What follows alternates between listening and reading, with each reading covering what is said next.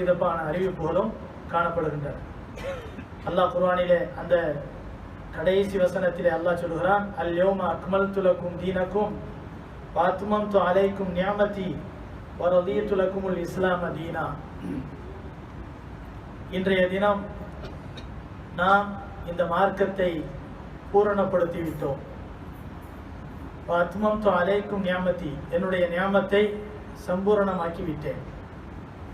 வ ரதீது லக்குமுல் இஸ்லாம தீனா, இஸ்லாம் என்பதுதான் மார்க்கம் என்பதை நான் பொருந்திக் கொண்டேன் என்று அல்லாஹ் சொல்லி காட்டுகிறான்.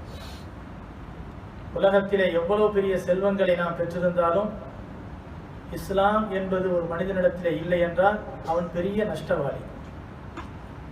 ஒரு செல்வமே இந்த உலகத்தை பொறுத்தவரை ஒரு செல்வமும் ஒரு மனிதனிடத்திலே இல்லை என்றாலும் இஸ்லாம் என்ற ஹிதாயத் அந்த மனிதனிடத்திலே இருந்தால் அவன்தான்